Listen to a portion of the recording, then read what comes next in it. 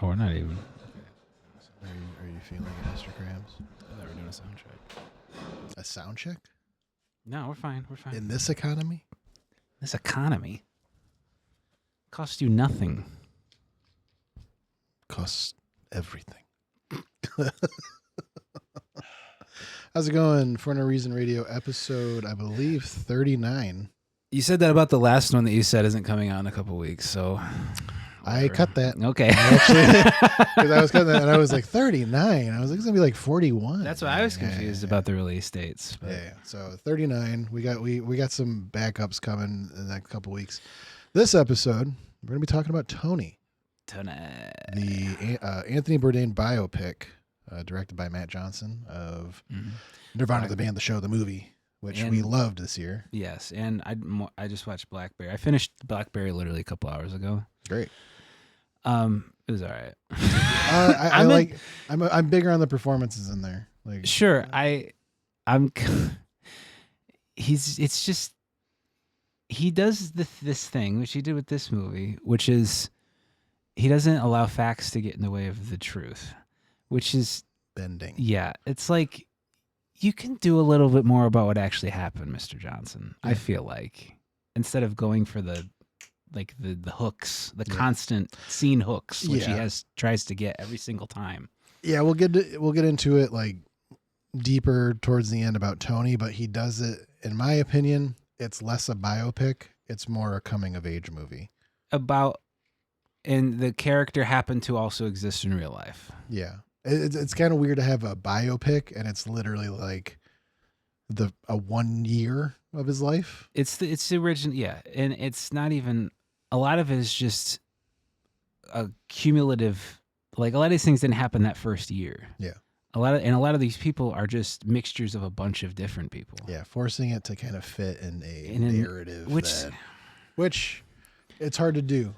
And it's like, why? A lot of people kind of knew like Anthony Bourdain biopic was coming. Yeah, do we need that? Like. Everyone kind of has their opinions of the man already. You know? Yeah. There's not much that you can change with the movie. Mm-hmm. But Dominic Sessa is good. We'll talk about it later. Mm-hmm. But not bad things to say. No. Just I was going into it expecting something like you said, more about what actually happened. The truth. Yeah. Just once, maybe. Yeah. Instead of getting like a feel for what happened, can we see what actually? Yeah. Whatever. Yeah.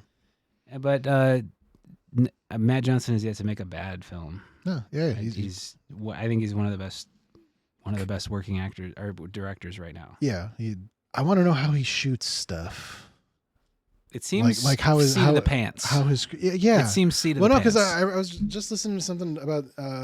We just watched the Invite a couple weeks ago with Olivia Wilde. Yeah.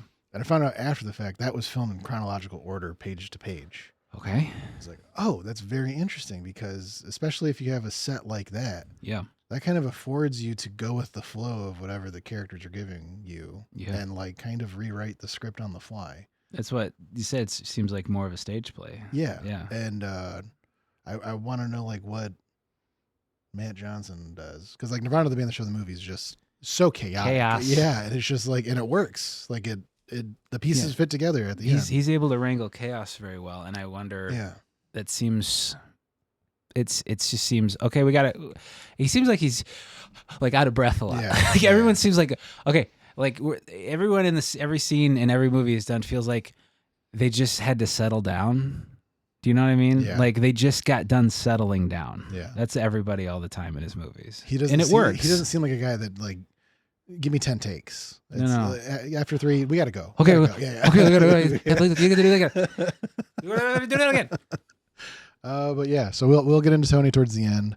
Let's. What have you been watching? What have you been seeing besides Blackberry? Finished Blackberry. Really not too much. What else did I've been trying to get through Blackberry because I don't know if you do this at home. I can only watch like maybe 20 minutes of a movie at a time, and I hate that about myself. If it's a movie that I'm not into, and I hate that about myself. Yeah, I can't just sit down and watch a whole movie hardly ever anymore, because I do it when I eat. You know, when you eat, you put something on, and I'm done 15, 20 minutes, and it's like, do I want to? I need to clean up Night City. Yeah. I need. I need to get into. I need to stay at your house. You know what I mean? Yeah. But no, it's just honestly just YouTube Shorts. I watched the entirety of the menu on YouTube Shorts the other day. What's the one that I've been getting on YouTube Shorts? It was Mad Men for a bit. It's toasted. I think I've been getting. I'm trying to remember what movie it was though. Collateral. That's what I've been seeing. That's a big YouTube Shorts movie. Yeah, because there's a lot of like big, like set piece punches that can suck you in real quick. Yeah. Damn good movie. It's great. Did it start out with the big one with the that one that he draws really quick, where the guy's trying to like rob him for a little bit. Fox is like,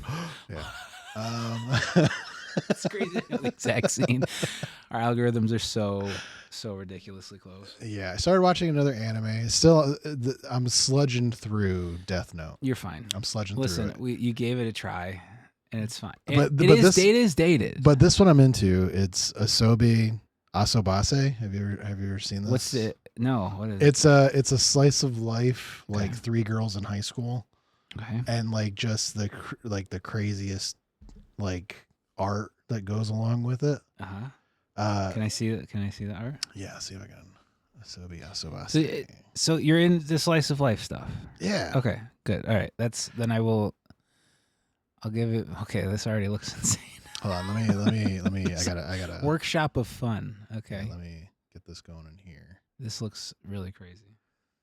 This is delightful. So like the very first episode, like, because this is one that I saw Instagram reels of, and I was like, this reel made me laugh. Maybe I gotta give this a shot. And it starts with these girls doing the rock paper scissors. Yep. And you know when you win rock paper scissors, and you have to, whoever loses, you have to point, and whatever direction you look, if you look the same way, it's supposed to be a flick on the forehead. And she just slaps the shit. She's like, "What are you doing? That's not how you play." But yeah, it's fun. It's delightful. There's chaotically funny, like all right, like art style that happens when they get Asobi Asobase. Yeah, it's from 2018. Yeah. How many episodes are there? Is it just one season? I think there's 18 around there, maybe 12. Is there like a through line, or is it just girls just as far as I know, it's just girls. It's like episodic, kind of like there's a bunch of little situations on the I was course of it. I'll tell you about the one that I was watching because I got the book, the first one, the Nichijou, My Ordinary Life, I think is what it's called.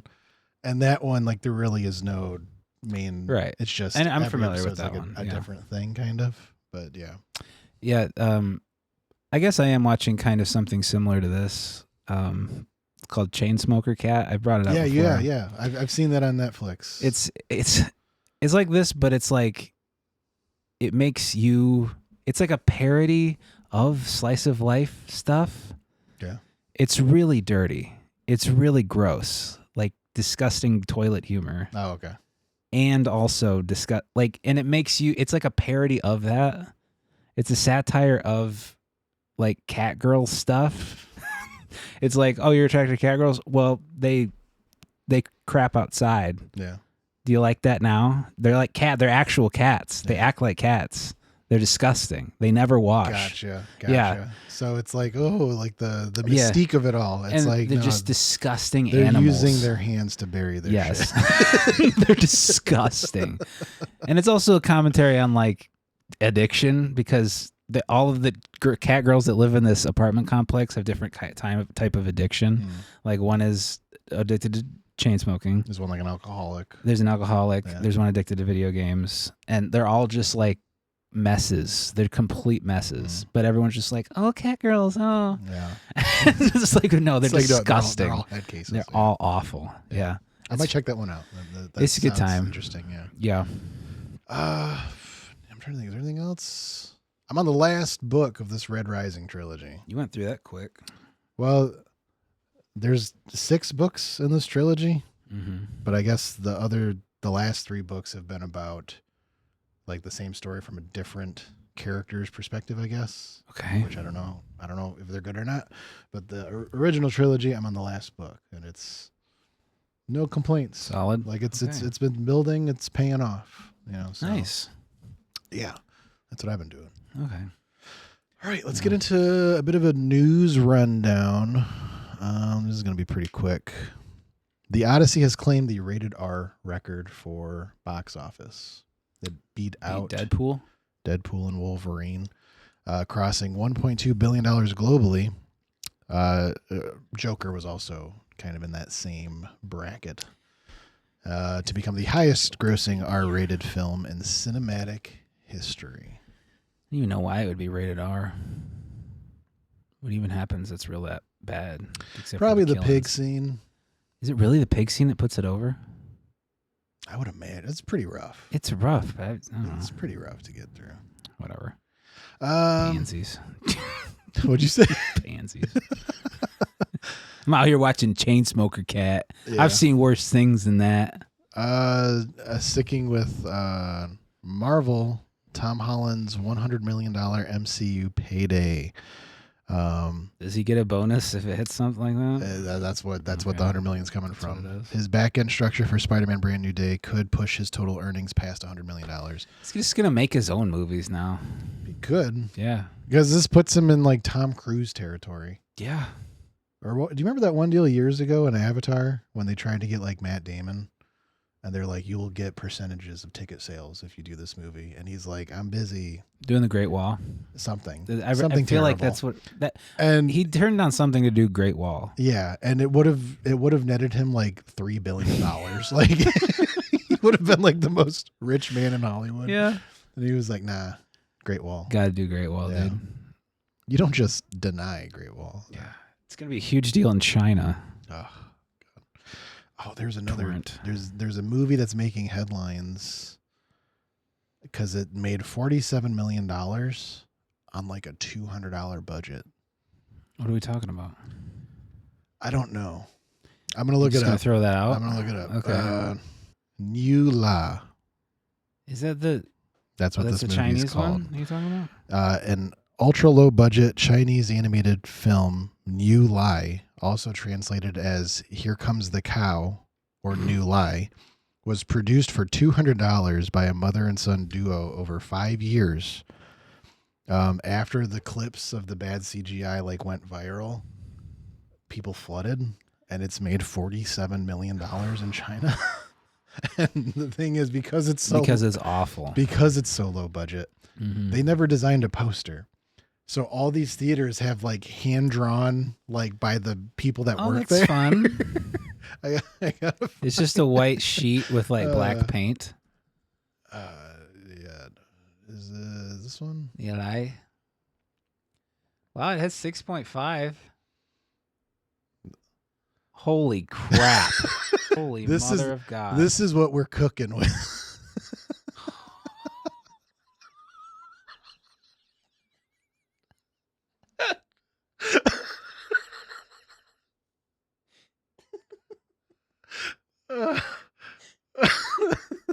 Yeah, there's only 3 pictures of it. Go back to the other one.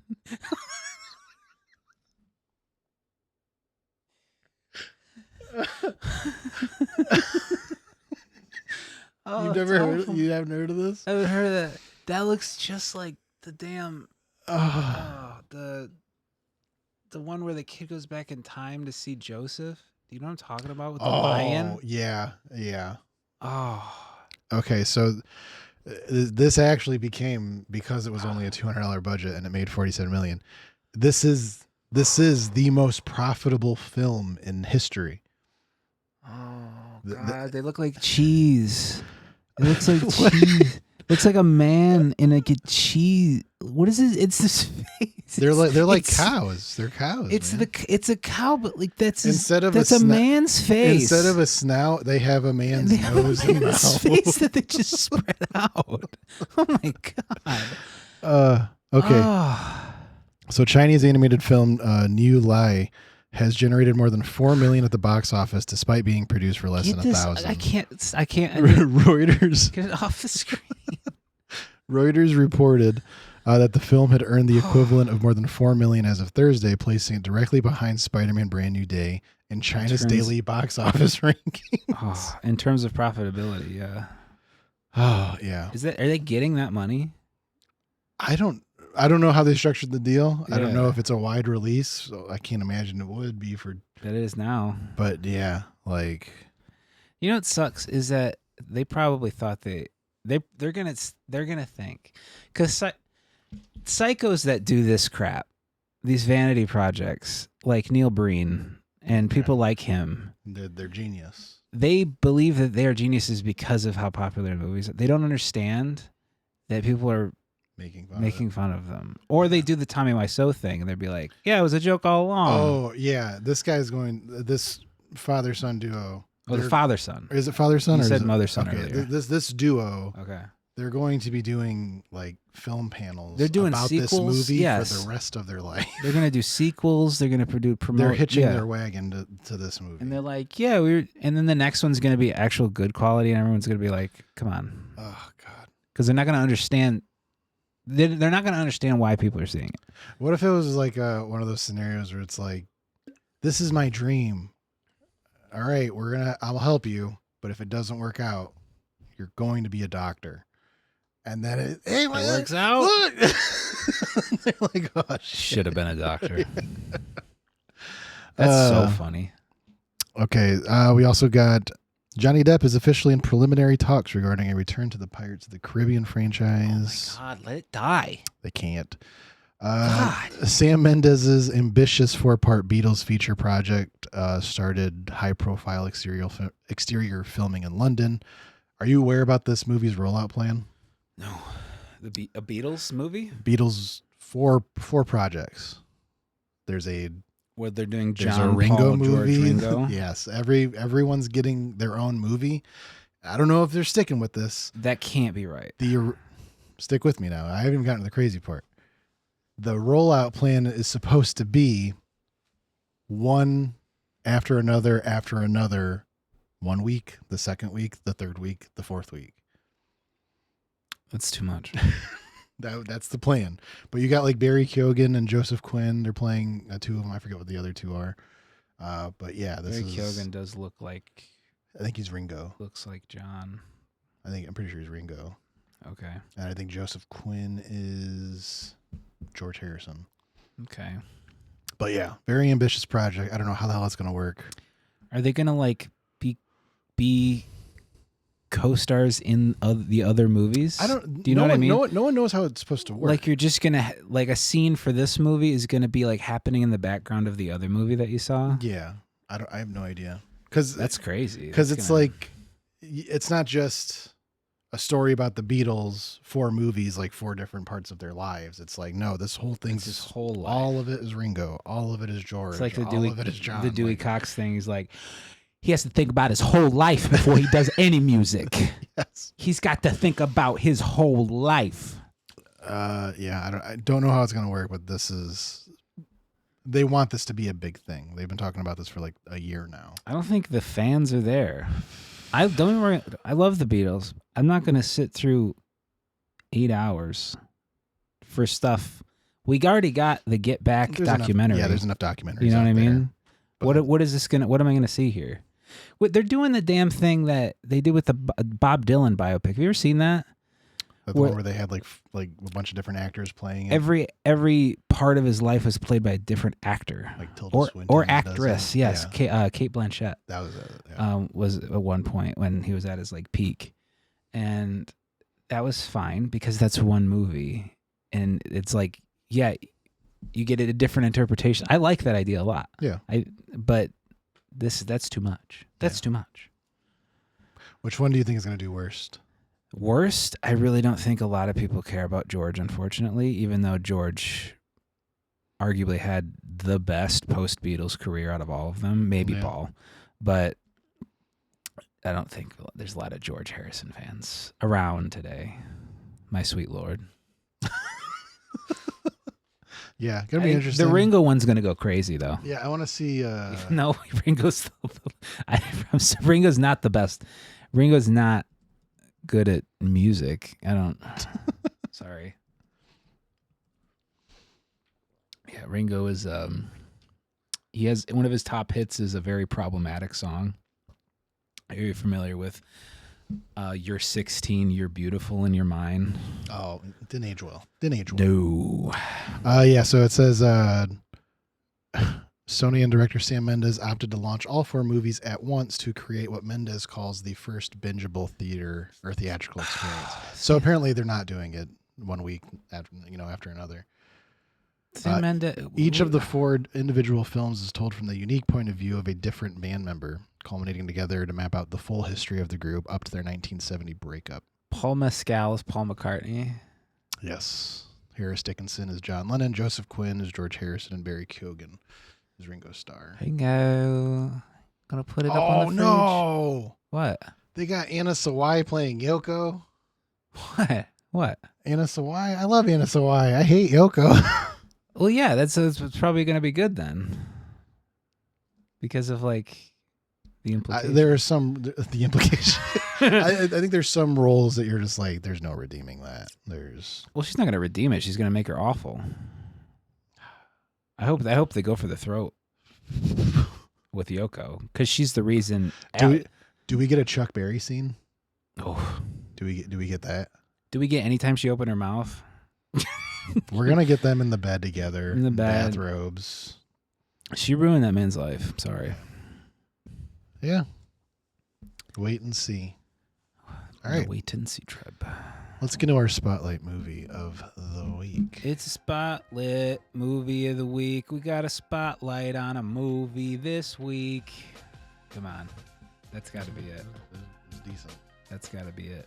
All right, we're talking about Tony. This is directed by Matt Johnson. Tony. Written by Todd Bartels, Lou Howe, Matt Johnson, and Matthew Miller. A lot of writers. That's never a good sign. Yeah, too many cooks. Yeah. Hey. Ew. It stars Dominic Sessa, Antonio Banderas, Amelia Jones, Lee Woodall. It's Leo, actually. We just looked it up. Is it Leo? It's Leo Woodall. Leo Woodall and Stavy Baby. Stavy Baby. Tony. Is his character Stavros in the movie? Yeah, they kept funny. his name. Okay. It was all right. Yeah, spoiler free. It was all right. This is a movie about they take a lot of liberties with a portion of Anthony Bourdain's book Kitchen Confidential, which for those that don't know, Anthony Bourdain was not like super famous until he wrote a New York Times he was within the article. chef community. He was kind of a big deal. Yeah, but he didn't really blow up as the way people know him until he had done an article for, I want to say it was a New Yorker, where he was, I think it was called Kitchen Confidential 2. But he was basically talking about like, hey, this is what most New York chefs are not going to tell you. Like, this is how it actually is. It was a peer into how a kitchen actually operates. Yeah, it's not what you see on the outside, like the wait staff. It's a mess in the back. And he was like, you guys don't respect it. You should. It's amazing that you're getting this high quality food when it is chaos in the back. It's amazing anything comes out of the kitchen ever. Yeah. Ever. And I think the biggest thing that came out of that was like the whole seafood thing. Never order a seafood on Friday, because it's just the same seafood. It's the recycled bits into a stew. And don't, how much he hated brunch culture, all of it. Like he goes in, he tears down a lot of the food service industry back then, which a lot of it has changed, over the years. Not enough of it. But that blew up so much to the point that he was, offered a book deal, and he wrote Kitchen Confidential, and then you started seeing Food Network and the different travel channels getting involved. And the Parts Unknown was the big show. Yes. That everyone loves, and rightfully so. It's one of the best travel shows ever done. Yes. Parts Unknown, No Reservations. I think he had another one, like Layover or something like that. But they're great. Were you an Anthony Bourdain guy? Well, he was on a channel I had Peasant TV until I was like 17, so he wasn't on the local stuff. But once I started to hear more and more, like Food Network was on all the time once we got cable. Yeah. And everything. When I was a kid, I didn't appreciate him because he wasn't flashy at all. And when I was a kid, I was all about what can get my attention. And he didn't I didn't appreciate him until I was much older. Were you a Zimmern kid? Andrew Zimmern? No, I was Iron Chef Bobby Flay. Oh, okay. Like the big bombastic stuff. Yeah. That, the guy. Yes, the guy. Tuna. Yeah. Yes. Yeah. I was really into the spectacle. The performative. Yeah. I didn't care about reality. I didn't care about reality until I was like 28. So it was a man. Until I was 6 months ago. Yeah. Literally, yes. I'm not even kidding. Like it was. I didn't. And most people don't. Most people didn't. Yeah. Until you actually start to learn how to cook for yourself, which again I didn't learn. I lived in that apartment for almost 10 years. The first 5 years, I didn't use the oven. I remember that. I didn't touch the oven. It was a nice oven. Yeah. I have an oven now that I cook all the time. Doesn't work. Oh. I just have to put everything on the stovetop. The oven itself doesn't work now. And I'm like, I wasted too much time. It's too late to learn.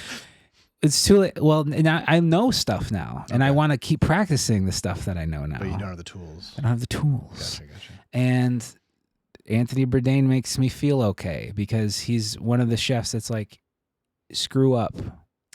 Please screw up. Yeah. He begs you to screw up. Yeah, he definitely had a please embrace your imperfections. Yeah, one of his big, like, what separated from like the Bobby Flay. Yeah. The perfect Captain America-esque guy. Yeah. You have Anthony Bourdain, who's like, oh yeah, I was a fuck up for sure. Yeah. Go to Waffle House. It's the best food you'll ever had in your life. Yeah. like he never was pretentious about it. No. Not in the later stages of his life. I'm sure at one point when he was working for the top restaurants, he was very. Yeah, but he definitely had that air about him that, as cool as this guy was and as rich and successful as he became, you could see him, getting a New York City hot dog and just, drinking a beer on a curb. Yeah. And a lot of chefs, he's right with a lot of chefs on that. A lot of chefs will just be like, when they're asked, like, what do you eat? And they're like, ramen. Yeah. Ramen and, I don't know, ketchup, whatever. I don't care. Yeah. Definitely very cool. That was one of there's not many celebrity deaths that get me. Yeah, that one was like a freight train. I don't know the specifics. Okay. But it was in the middle of filming. He was filming another season of his show. And I want to say Adam Repair was there with him, like filming for that. I forget where they were. But yeah, he was found in his hotel room, and there was stuff going on like behind the camera, but like people like they felt a little off, for that shoot or whatever, because it's not a great way to live when you're constantly filming these shows. Like you are kind of having to travel a lot, long hours, exhausted. Yeah. So it definitely takes a toll. So yeah, like when they first announced that they were doing an Anthony Bourdain biopic, there was a lot of trepidation. Like, should we wander into these waters? But they didn't get into. It's just his first summer. Yes. His origins. Yeah, there actually is. What's on the poster? A spoiled, miserable, narcissistic, self-destructive, and thoughtless young lout, and badly in need of a good ass kicking. Yeah. That line, they pretty much make that the whole movie. That's it. Yep. Which it's a way to take it. If you are someone that was hoping for a more broader brushed Anthony Bourdain portrayal, you're not going to get that with this. That's the whole thing. Yeah, they make him very unlikable. And again, I'm not saying I want a movie where you glaze the man and remove all of his faults and imperfections. Yeah. Because he would have fucking hated that. Right? I'm not saying do that. I'm saying I wish they would have kind of went a little further with what they were talking about instead of just, like you said, one summer of his life. But yeah, it's I mean, can you remember a single summer of your life that's like, this was a crazy summer? Because I can't. No, I don't. It's 2.5 months. Yeah, and I think the only reason why Anthony Bourdain, because like I said, this comes from his book. The only reason he does is because he then made this vocation his life. That's true. And so I guess if you're the main character, yeah. But I mean, as far as adding anything else of what he did afterwards, it's like it kind of feels a little flat. Like it does feel like they had a coming of age story, and it's like, hey, what if we could get Anthony Bourdain's rights and like just do it in Cape Cod? Yeah. All right. That kind of feels like almost an afterthought. It doesn't seem like they. And I think Matt Johnson has done some interviews before where he himself has like kind of admitted he wasn't too versed in Anthony Bourdain. No, he thought he was literally what's the other guy that really Was it Bobby Flay? No, it was Guy Fieri. Guy Fieri. Yeah. Yeah, he thought he was just Guy Fieri. Yeah, and if you were someone that watched any bit of that cooking Food Network, you would be like, what the fuck are you talking about? Couldn't be more. Yeah. And by the way, love Guy Fieri. That's who I was into. Have you seen the Diners, Drive-Ins, and Dives was my favorite show ever. Have you seen that guy that has this conspiracy that he's never taken a bite on his shows? Guy Fieri? Yeah. He eats food. What are you talking about? There's you think is there a spit bucket? Or? Well, no. There's a guy that will like he'll stream it on like Twitch or something, and he'll watch like episodes of Diners, Drive-Ins, and Dives. Yeah. And he was like, he'll like speed up and slow down the footage. He's like, look, right there. It cuts before he swallows. It cuts away before he swallows. And he's onto something. So what would the outcome of that He be? just has this theory that Guy Fieri doesn't actually try any of the food. He fakes bites and then it cuts before. Well, you can see him putting the food in his mouth. Yeah, but you never see him swallow it. So he's spitting it out in front of the chef, you think? That's this guy's theory. And Okay. he's had a couple videos that I was like, oh shit, like it does cut. Stop. Before You he listen, swallows. buddy. You're not immune to propaganda. I'm just gonna say that he's eating food because why else would he say that's gangster? How else would he know it's gangster? What if it's fire? Sometimes it's fire. You don't just make up donkey sauce. You don't. How would he know if the food's gangster? How would he know? What do you think? He's just saying that's gangster? Maybe. No. But yes, he's very different from Anthony Bourdain. They hated him because he was right. Yeah, so let's get into some of the performances. This is Dominic Sessa, which his big breakout role was The Holdovers with Paul Giamatti. This is very much the same ilk. Do we think he's going to get out of the trap of playing angsty 70s teenagers? This is what I was saying about Sadie Sink when she was Rogue in Spider-Man Brand New Day, where I was like, she's kind of playing... Jean Grey. Jean Grey. Where I was like, she's playing these very angsty young redheads, that bad stuff seems to be happening to them all the time. And I was like, I really hope that she doesn't get typecast into that. I'm much more on Dominic Sessa for that now, because it's like you've picked like this could very well be a Holdovers sequel or prequel. Yeah. Yeah, it's people just look at him and be like, you're skinny and lanky. You look like a teenager from the 70s. Yeah. You look like you can rock some bell bottoms. Yeah. And he can. Could you grow out your sideburns a little bit? Can you wear a ruffly dress shirt? Yeah. Yeah. He can. Yeah. He can pull it off. But this is very much that same Holdovers performance, which it's good. I guess. He kind of does a little bit of vocal work to make him sound a little bit more like Anthony Bourdain, just a tiny bit, which is a little bit deeper than it's East Coast. Yeah. An East Coast thing. Yeah. Who else do we have in here? We have Antonio Banderas. Tony Flags. Let's go. Who was surprised the hell out of me. Like, I liked his performance a lot. Like, even though there's not a lot for him to really work with, not based on an actual chef. Just I'm like sure he is a smorgasbord of chefs. I know he's supposed to be an amalgamation of a few different ones, but there has to be like someone he was drawn from, right? Yeah, because I mean, like in the Kitchen Confidential book, a lot of this is in detail in there. Mm-hmm. He didn't go. Was it Provincetown? Isn't that what it is? Yes. He doesn't go there to follow a girl. That's made up. Like, he literally was friends with a bunch of people working in restaurants. Oh, and like they had they were renting an apartment building together. Or not apartment building, but they were renting a house. Everyone had a room. Okay. And they were all working at the restaurants, for the summer. So like, it wasn't like he went there. Oh, now I'm stuck here. Now I got to sleep on this guy's hammock. Yeah, it wasn't that. He was working in the restaurants. And was it so wait, The whole it's very complicated. He weaves a web of lies to get out here to everybody, to everyone. To her name's Nancy, which is his actual real life wife. Yes. So that's confusing to me. Yeah. They just wrote that in. Did he meet Nancy when he was out there at all? I don't think so. Okay. I don't. Again, it's been a while since I read the book, but I don't think that's a major part of that. He's the girl, Amelia Jones. Yes. Who was in Task. Great. We're gonna see a lot of her next few years. I think she probably gave one of the better performances in this movie. Sure. And she plays his first wife. Yeah.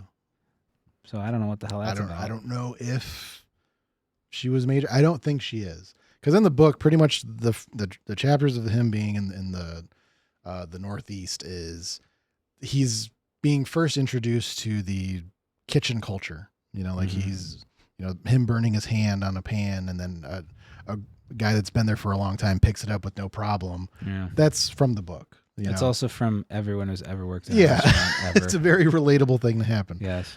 Him, cutting his hand shucking oysters from the books. Like a lot of that happened. Him, one thing that I was surprised they put in there from the book was, there was a chef that he worked with that would sleep with damn near everybody, including a wedding party that they were having there. He slept with the bride, like behind the restaurant, and then she went back to sit down with her, new husband. Right? Ugh, that's so trashy. That's the trashiest thing I've ever heard in my life. But yeah, like it definitely gets the time period right in that respect. Sure. Yeah, that's another thing. A lot of the stuff in this movie is just like, can't do that. Yeah, can't do that anymore. The health inspector would shut this place down. Yeah, the smoking in the restaurants. Yes. Not a lot of not a lot of hand washing stations. No hand washing. Yeah. Just disgusting. What did Stavi like sprinkled on his pants? Oh, that was just well. So that's the thing to stop from chafing. Usually it's baby powder. I thought it was detergent, like for the dishes. You do that. You do that with baby powder, is what you do to stop the chafing. But I don't think that was baby powder. That's what I was. I think it was baking powder. I think it was baking powder or baking soda or something. Yeah. And that is true. I worked in a kitchen for a month and I couldn't hack it. Yeah. It was too much. Was it really only a month? It was from Black Friday to the day after Christmas. It was only a month. That was really only a month? It was. I could have sworn it was like years because like the stories you would tell felt like years. Yes. And I couldn't hack it. It was too much. Yeah. There was too much going on. You got like really sick. I got incredibly sick and my hands were in pieces. Yeah. Burned and cut. Yeah. And everyone was just. Everyone was on something. Yeah. Everyone was doing drugs everywhere. This was 5 years ago, 6 years ago. So I can't even imagine the 70s. Yeah. That's they openly are doing cocaine in the kitchen in this movie. Yeah. But I was pleasantly surprised that they had cocaine in there. But there's a point in the movie where they, introduce harder things, and cocaine's pretty hard. And it's him going like, ugh, which real life, he was experimenting. Like he was doing that shit. I think from that scene, I got that he did it. He just got the idea in his head of that stuff. I don't know. I doubt that first summer he was what, 19, 20. Yeah. Around I don't think he was doing it then. Obviously he got into it later. Yeah. Yeah. I do like the whole relationship that he has with the sin eater, the concept of the sin eater. Sal. Yeah. I enjoy that quite a bit because I've met people like that before too. It's just like they can't be good. They can't. Yeah, he's kind of like the placeholder for a lot of. I think he's kind of like the cautionary tale in the movie. Yes. Because he kind of takes. Well, first he busts Tony's balls a bunch, right? Endlessly.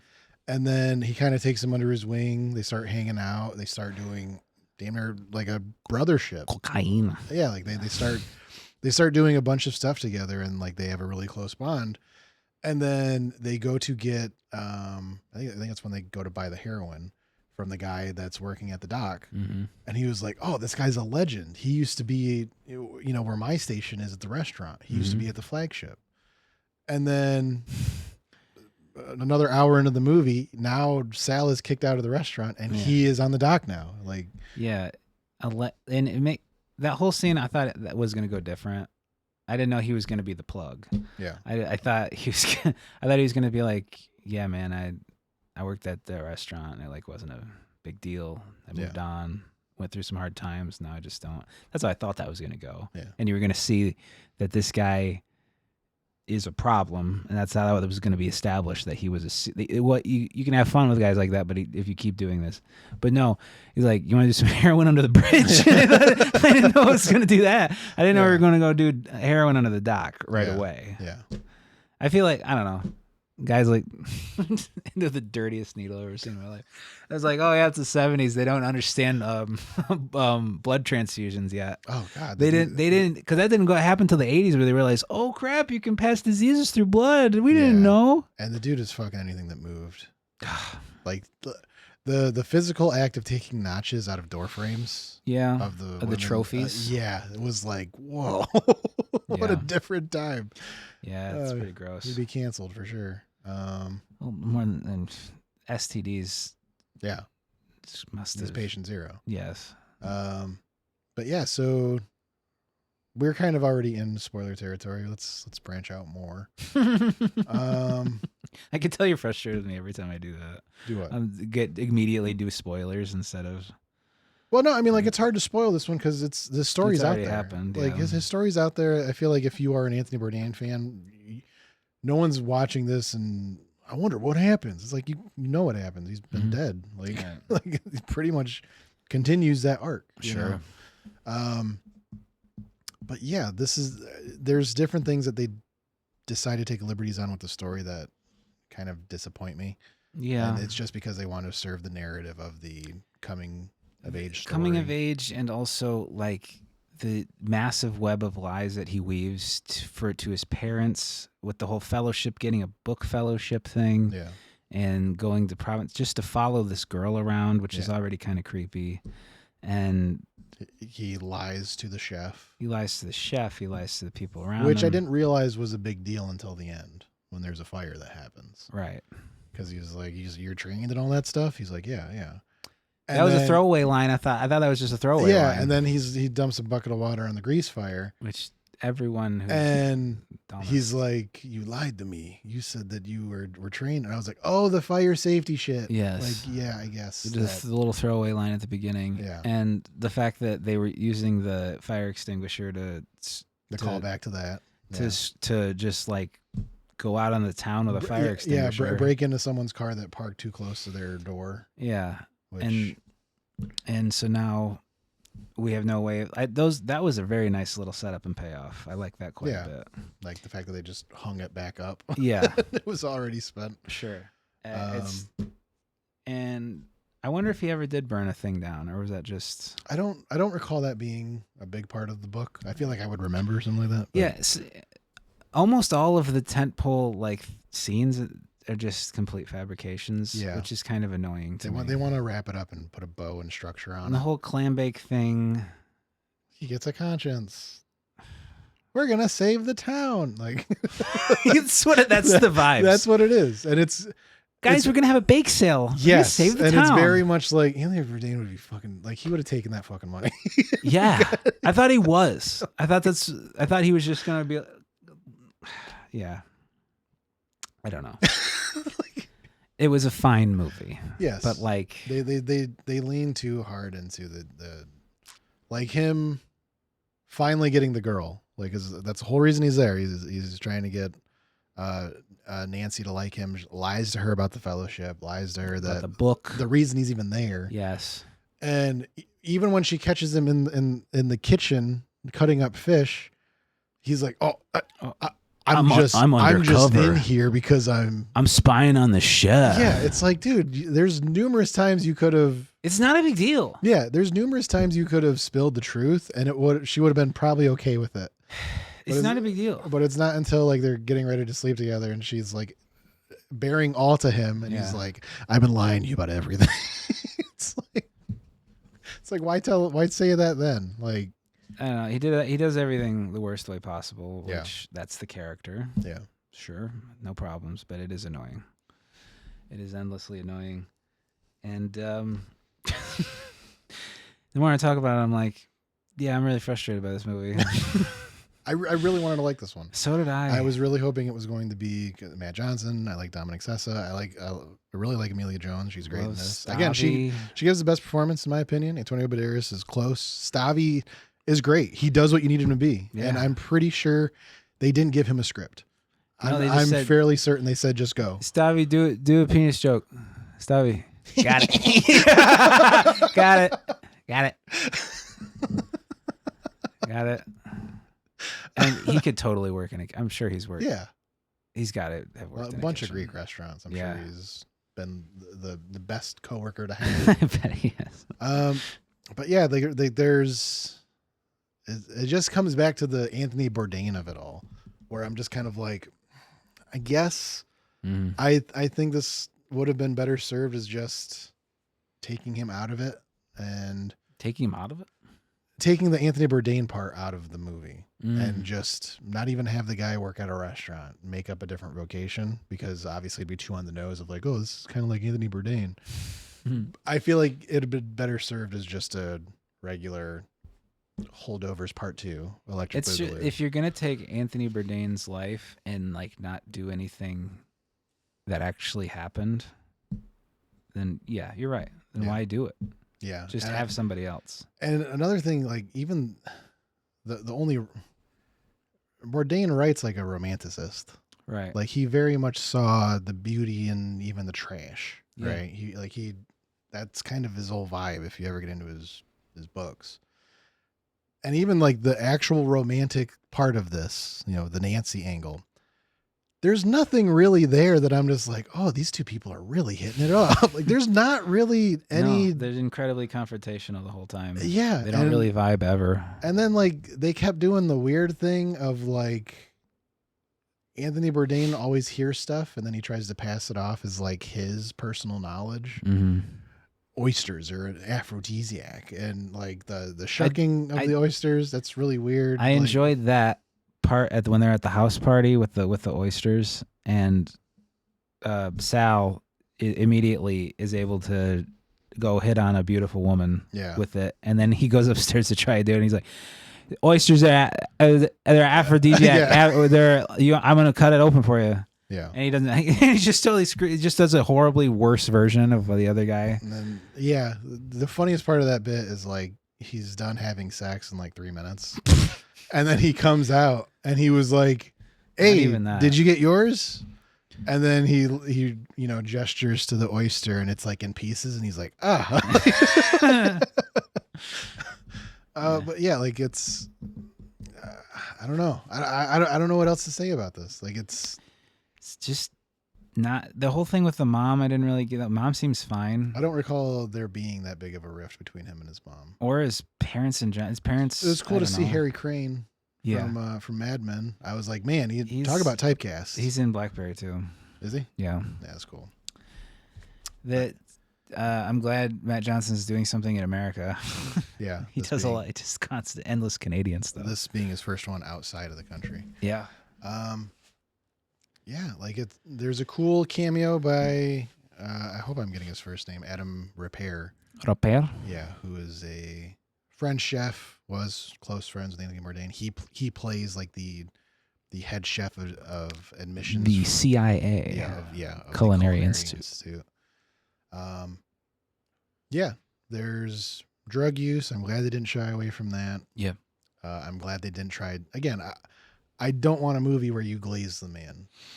I just wish there would be more actual facts. What actually happened. And longer. This is kind of like that Bruce Springsteen biopic that Jeremy Allen White was in. Where I didn't see that.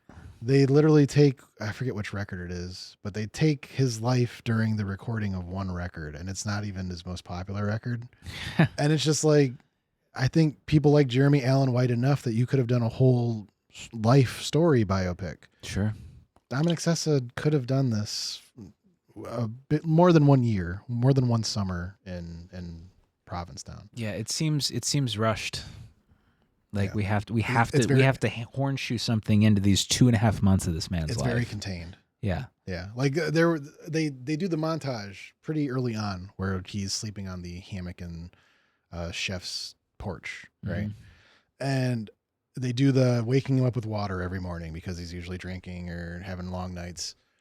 And then the one night, it's implied to me that it was probably a month and a half that he's been sleeping on the, and he goes, we're closed on Sundays. Like, we're going to church. I was like, so you're telling me it's been a week? Like it's been an actual week and it feels like it's been a month or so. And he's been really out with the boys. Yeah. It's kind of, the timeline feels a little off. It's like, and also, where did he shower?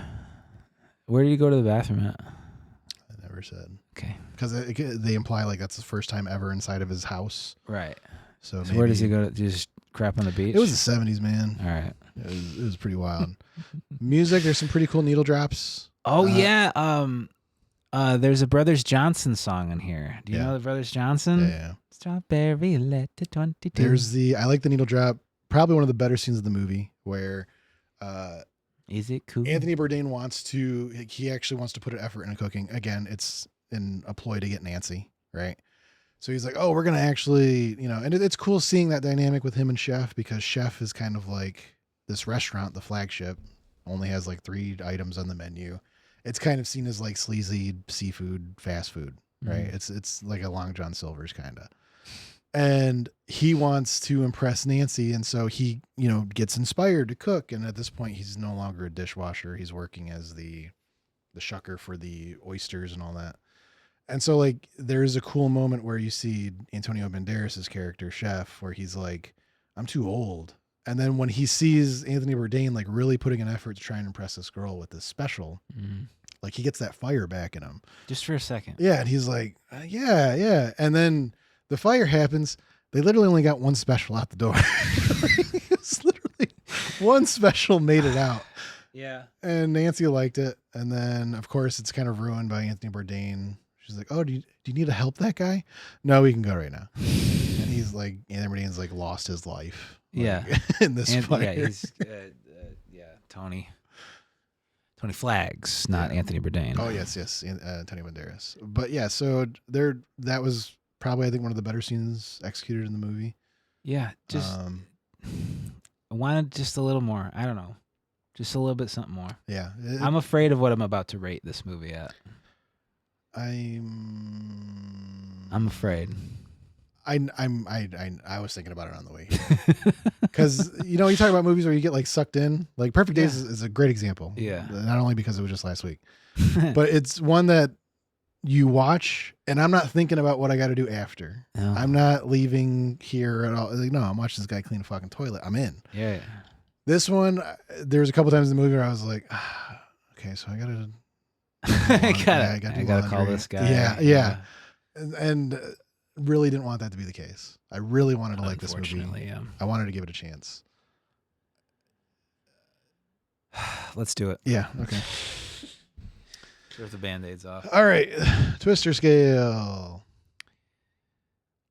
Twisted up. We're ready for that sponsorship, Twisted Tea. We're ready.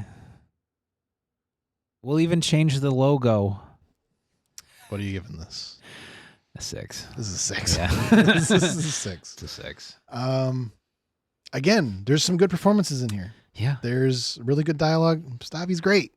Loves Stavi. Yeah, he's a bright spot. But if you are someone, I loved the Sal character quite a bit too. Sal, the sin eater, believable. I love that. Yeah, the believable. When he hits him and then he like cries a little bit. He's like, I love that scene because I liked you. Yeah, that's a great scene from Antonio Banderas, and he's like, no. You. Yeah, and it's like very, it's awesome. It's a wonderful scene.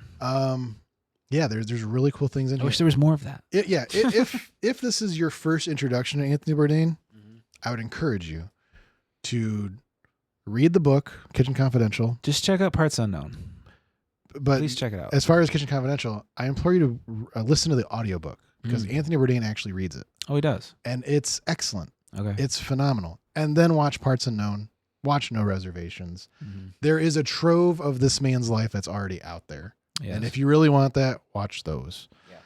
This is summer, and it's a summer that takes some liberties with the facts. You know, it kind of tries to condense a bunch of stuff into one summer, and that's a tall order. Not many people can execute that well. Yeah. It's an okay movie. This is good.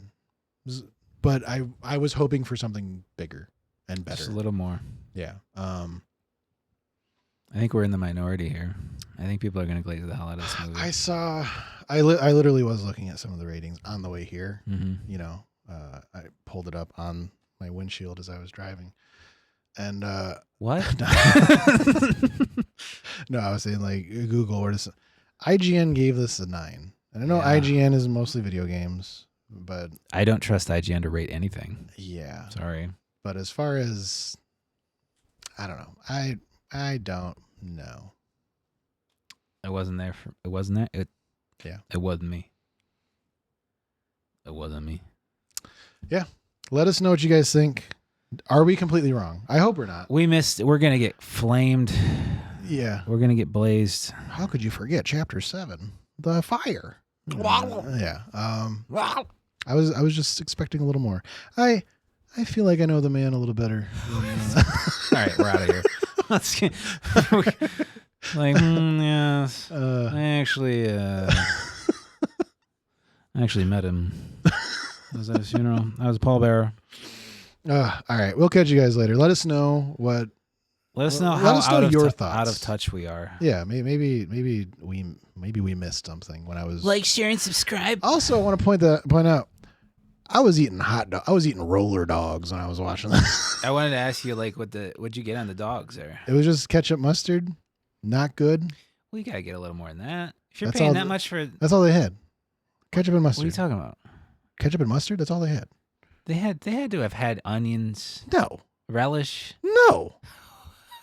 You think they got a condiment tray, like a refrigerated condiment? I thought tray? they'd had something. They had ketchup and mustard. What were they? $18? It was like $1 more than the popcorn, which is $17. Yeah. Jesus. With a drink. Jesus. Oh, so they're not upcharging you on the popcorn? They absolutely are. Yes, I'd rather be upcharged on some 2 roller dogs. I'd rather be upcharged on popcorn. Agree or disagree? Because there's more there. Talking about calories? Well, it's because you put all the powder. There's no calories in that powder. It's just salt. I feel like there's like 10 calories. No. All right, we'll catch you guys later. Let us know what you go argue about. Let us know what you think about Tony. We'll catch you later. Bye. There's no calories in the powder. I feel like that's not true.